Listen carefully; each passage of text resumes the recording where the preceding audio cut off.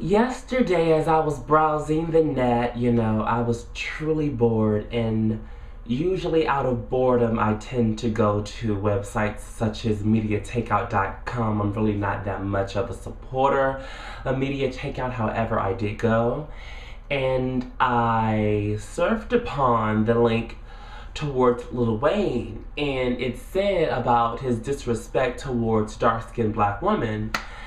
I clicked the link and I read the information and I read the lyrics, and I was truly disgusted.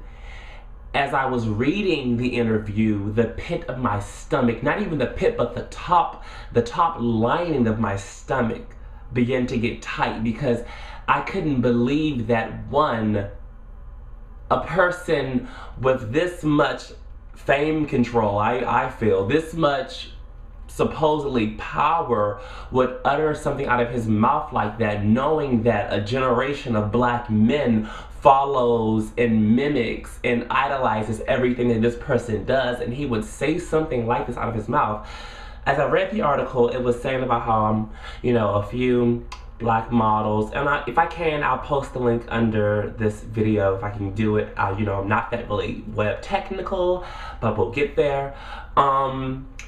He said about, okay, the situation happened when some models came to some type of something that Lil Wayne was putting together, and the two models that walked in were dark skinned, and Lil Wayne said out of his mouth, "For you two to be dark skinned girls, you sure are beautiful."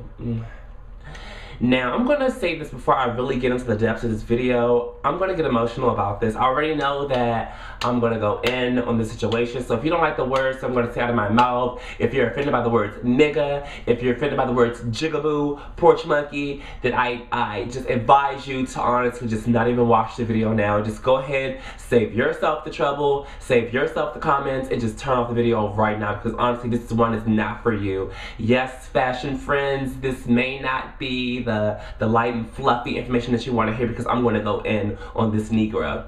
I was truly upset when he said that to those models, and then as the model, brought to his attention, which I believe is true, about, you have a dark-skinned daughter, and for him to say that, but my daughter is a dark-skinned millionaire, like, oh gosh. And that wasn't even the point that took me there, to the point where I wanted to throw up. Then the fool began to say that,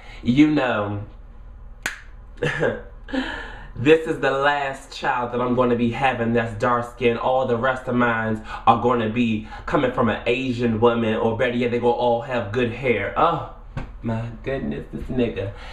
That truly disgusted me. One, being an African American, two, being black, three, being a male. Like, I was truly disgusted, because I'm left here thinking, have we not looked in a mirror lately? Have we not, like, picked up something and saw your own color? Because clearly you're the same dark skin complexion as everybody else is probably in that room, and pretty much you're the same dark skin complexion as your daughter, and you're the same dark skin complexion as your mother that bears the pain of having you.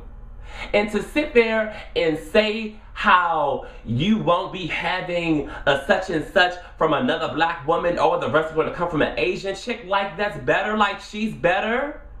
And Negro, please, you don't even want to go on, you don't even want to hit the topics of good hair to bad hair. This just honestly touches me about how we have put these celebrities on this pedestal. We put these celebrities up here, and they feel they can say any and everything with no censorship, and to me, it's not right. Things like this with Lil Wayne, his whole crew, and other rappers and NBA players as such, say things out of their mouth like this. Things like this should be cut off at the head. Do you not realize that black women who are your main supporters, the one that say they love you and that go to the concerts and act ridiculous for you, are the main ones that buy your albums, that listen to your music, that go to your concerts, that download what you tell them to download, that utter and chant your lyrics? Those are the same ones that, pretty much have gotten you to where you are now. And to sit there and say this about black women and about how, you know, what looks better, dark skin, or you to be an African American, oh, you girls look good since you're dark skinned. Like, do you know how it has taken black women to get to where they, I'm going to get on that too. Do you know the fight, the struggle, how black women have put their children before them and risked their own lives and have died just so that somebody like you can have a voice to change the world? And then when you get that voice to change the world, you say such ridiculous Willie Lynch type syndrome, niggified porch monkey, jaboukanizing material out of your mouth. Do you not know that you have a generation of black men that idolize, that worship, that mimic you down to their hair, to their clothing, to the sagging of their pants? This is so adamant in our community, how black males, this generation from the ages of 11 through 25 through 26 years old, truly look at Lil Wayne as back in the 80s and the 70s, how black men looked at Martin Luther King and Malcolm X. They look at you as a hero. They look at you as pretty much the best thing since sliced bread. And for you to say something like this, so now you have to realize what you're saying to them is that you're schooling them that their black woman isn't good enough, that their black woman that bear the pain aren't strong enough, that their black women aren't worthy enough. That's what you're saying. So that's where all this hatred in our black community comes from. And I'm not just saying it's Lil Wayne, but I'm going to pinpoint this one out. I really am. You have a voice to change so much in our communities. You have the money. You do. Because we put you there, we gave it to you. You have the money to change so many communities and your own, but we get to a certain level in fame and we forget that, oh yeah, those supporters, they put me there. Oh yeah, you know, the ones that I'm calling niggas, the ones I'm saying with the good hair, the ones that I'm separating from the good hair and the bad hair, yeah, they put me here. You know, and then another thing I get upset about when I think about how black women, and yeah, I'm going to direct this to black women. We're going to just narrow this on there. How black women, sisters, how we've forgotten, I said we've. I'm sorry, I'm getting a little cold as well, but we're going to go forth. How you ladies have forgotten where you've come from. And you ladies think that you're so liberated and you think that you're so independent and you're thinking that you're standing so much on your own, but you're not realizing that you're playing right in the hand of what these men want you to do. You think that by shaking your behind and by getting your butts pumped, but that by putting all these tats and tattoos and all over your body and getting out here and saying all kinds of filth and all kinds of derogatory things out of your mouth. Oh honey, I'm liberated. Oh, I'm free. Oh, I'm me, honey. I'm independent. But you're not knowing that the whole time you're just enslaving yourself and you're enslaving your daughters and you're enslaving other women right behind you because you're not even liberated, sweetie. You're fooled. You're blinded. You think that these men have no power? No, honestly, these men have so much power over you, you dumb whore, because you're sitting out here and you're doing these trifling things. You're doing these idiotic things to fulfill and put these men on these pedestals. It's not right. And yeah, I'm really upset because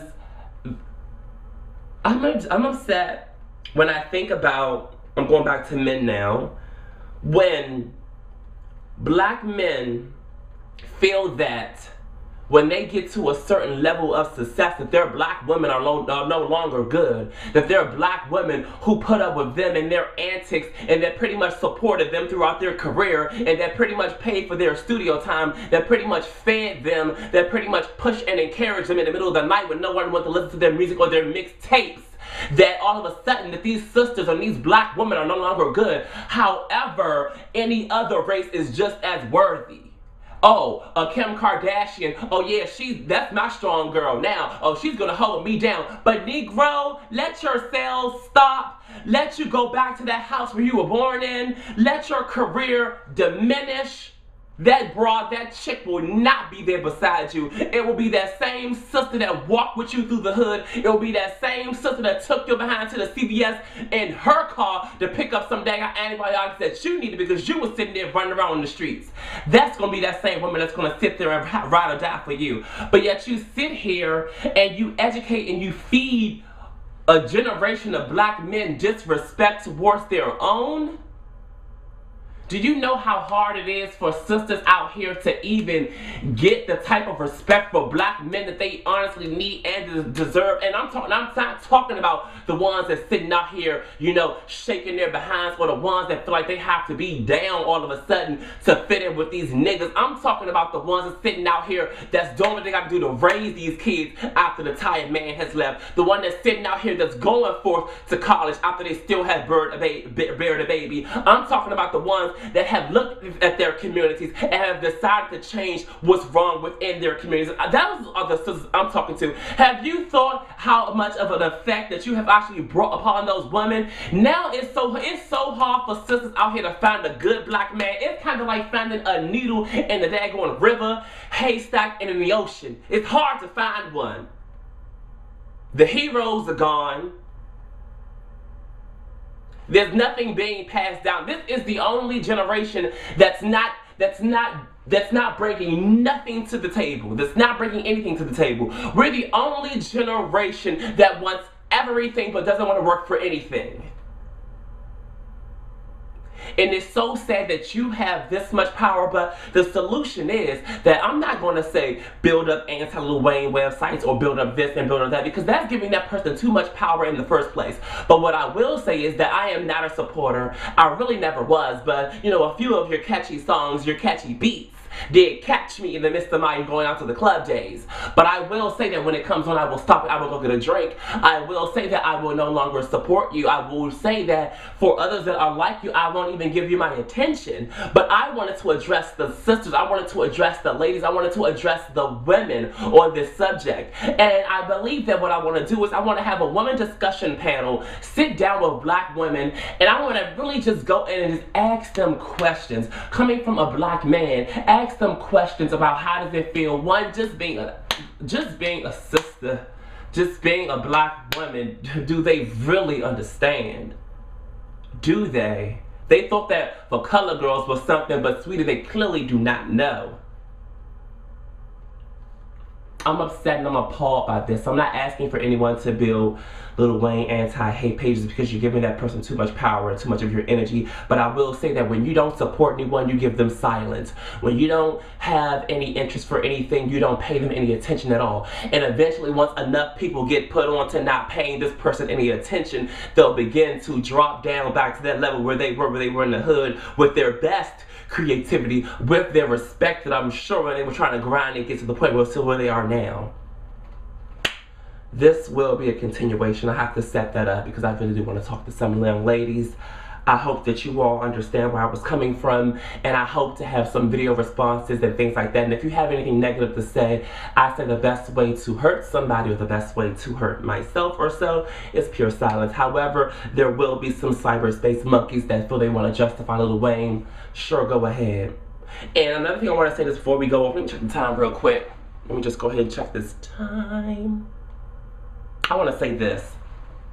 It's okay to have a preference when it comes to dating women or dating black women. It's okay. Yeah, some of you may like light skin, some of you may like dark skin, whatever, it's okay. But there's a certain way that you go about expressing your preference so as to where it's not downgrading another hue or another race of women. When you put a pedestal of an Asian woman, a white woman, a Hispanic woman, whatever type of other race over your own sister, then there's a problem within yourself.